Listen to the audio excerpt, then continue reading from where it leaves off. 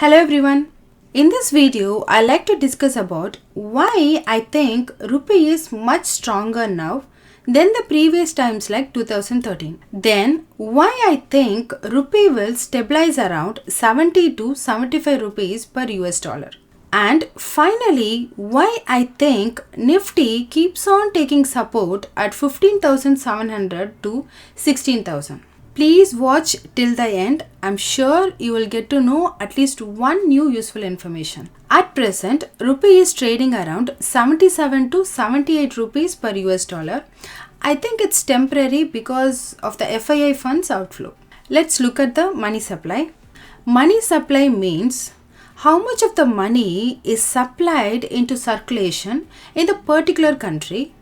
It is then classified as M0, M1, M2 and M3 etc. No country's money supply definition for M0, M1 etc. is same. Each country follows their own definition. For example, roughly money supply M2 in US means currency plus, coins plus, deposits plus and short-term securities such as treasury bills and commercial paper. This is just a rough idea of what M2 money supply in US means. And it is roughly equals to M3 money supply in India.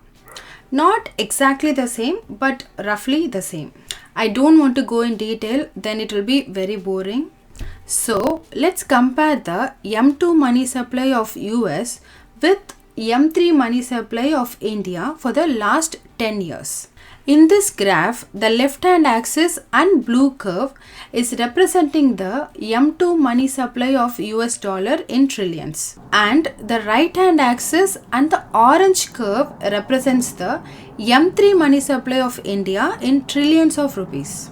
There is no doubt that the both of the government keeps on printing the money. But what I want is to have a look at the slope between the countries. Till Feb-March 2020, rupee's slope or rate of change is higher than the dollar's rate of change. And India's current account deficits were around 2 to 3%, which makes the rupee to devaluate at least 2% every year. Now, after 2020, take a look at the money supply slope or rate of change. Rupee's money supply rate is roughly the same, whereas dollar supply is crazy.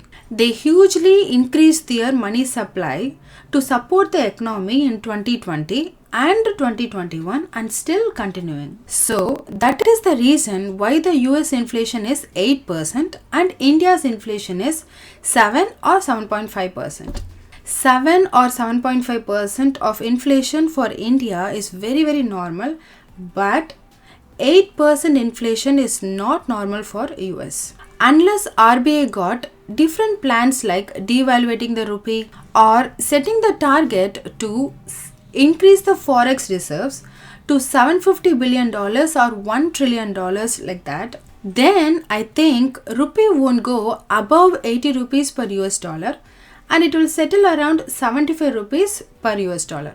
All European countries more or less follows the US money supply, so don't need to consider them as separate for comparison. Now the second question, why I think Nifty keeps on taking support at 15,700 to 16,000. Just for those who don't know, Nifty is nothing but which comprises of 50 selected stocks and then formed into one number. So like individual company, Nifty too do have a PE ratio. Now have a look at the graph. The graph is the PE ratio of Nifty for the last 5 years. From May 2017 to Feb 2020, the Nifty PE was always traded between 25 to 30.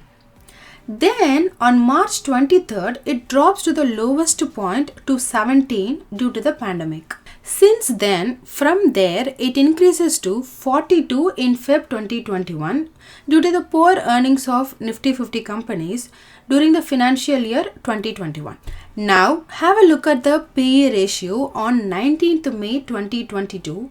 It is 19.5, which is very low and indicates Nifty is cheaper as long as Indian economy grows considerably. 27th May, Nifty PE ratio is 20.27.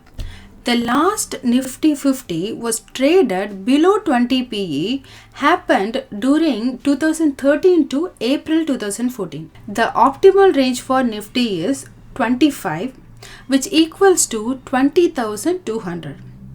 So I am expecting in the good times Nifty can able to reach 18,000 this year.